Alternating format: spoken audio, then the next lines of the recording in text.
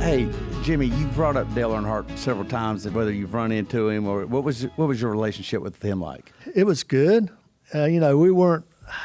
We were cordial, and he would speak every time he saw me, and I've got some good things that I remember about Dale, and then one of them was again at Dover. Sunday morning, we're walking in the garage, and he said, "Hey, come over here." I said, "Come up here." We go up in the lounge. He throws his setup book on the table. He said, "This is what I got." I guess we were struggling that week. I'm looking at the setup. I said, "Dale, I can't drive that."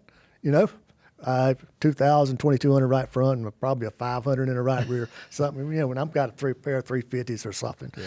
But just something like that, offering up to help. And I remember another time at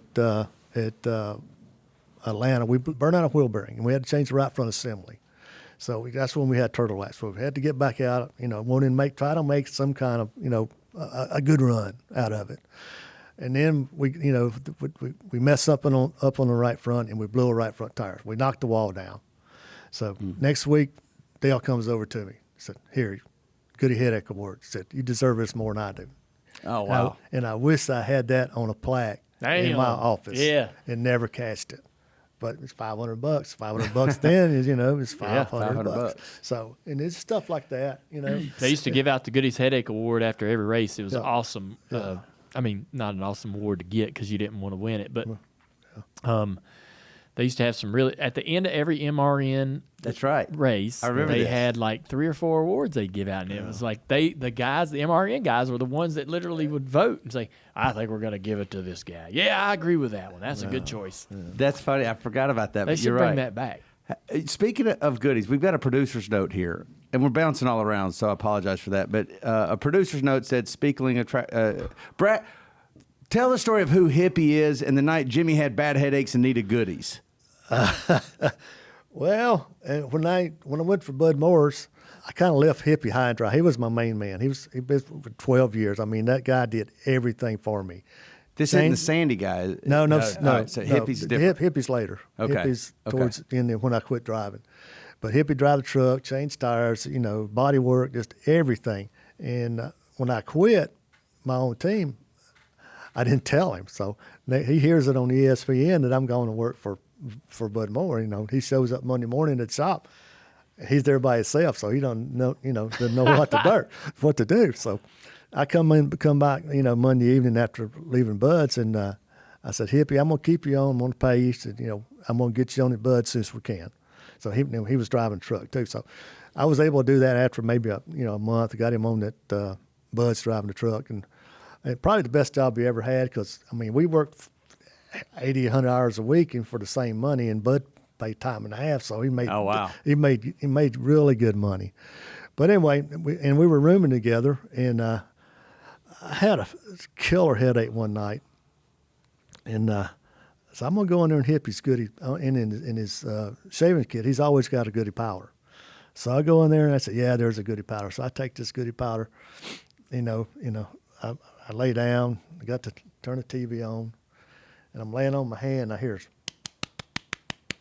across my ankles, and I could feel my heartbeat. I lay my hand on this head, on the side of my ear, and it's just bouncing, My heart's just kind of beating out of my chest. So I don't sleep none that night. So the next morning, we're at the racetrack, and Hippie's got a big old entourage behind the car, Bud's car, and Henry Benfield's one of them. And there's about 8 or 10 of them, and they're just horse laughing. And I'm walking by, it's 30 degrees, I'm short sleeve shirt, I'm high stepping, I'm just wide open. I said, "What are y'all laughing about?" He said, "Oh, nothing." I said, "Well, tell me so I'll laugh too." He said, "Oh, you won't laugh." And it was speed that he put in the deal in his Goody powder so the DOT man wouldn't get him. So I didn't sleep that next night either. So, but this day, if Henry Benfield walks right in this room today, he'd say, I got a Goody powder for you. He'll do it. And this 25 years later, he will still say that. Hey, listen, we were just telling Henry stories a couple weeks ago with Jimmy Spencer. So what if you didn't die? It is true. We didn't tell this story, but just you reminded me of something. Because he doesn't forget those things. I got you a Goody's powder, right?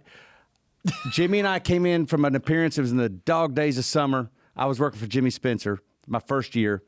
I was so thirsty. I go into the bus. Henry's Jimmy's bus driver, okay? I go into the refrigerator, and I see apple juice. Hippie drove his bus later, too, Spencer's. That's Hippie. Yeah. That's it. I know who you're talking about now. Yeah. Right. I go into the bus. All right. I go into the bus, and I see what I believe is apple juice.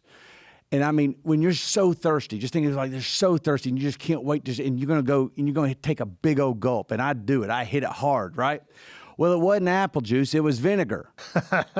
And so I spit it out everywhere. I mean, it's just spewing out. And Henry's just buckled over laughing. And every day since then, I got you some apple juice. You want fresh squeezed apple juice right here? I got some apple juice all day. And I remembered that when we were telling Henry Benfield stories, and that's the same thing he did with you. Now, going back to the speed, apple juice ain't no category than what they did to you. Well, I did it to myself, but anyway. Yeah, but a little heads up could have been nice, right?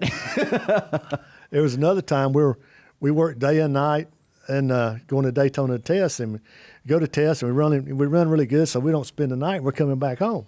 Hippie says, "You're gonna have to drive," you know. I said, I'm just wore out. You're gonna have to drive. I said, "Well, you got any of that stuff? Stay awake." So I take something else, you know. And he says, and I'm running my mouth 90 miles an hour. He said, "Next time I get sleepy, I'm gonna give you the stuff to keep me awake." You were wired. I was wired. That is crazy. Oh man. Well, hey, listen. That could have ended up worse. It could have. That's all I keep thinking. That It's could like, have ended up damn, worse. we almost lost Jimmy. Yeah, that was close. Close call there. Were you pissed off?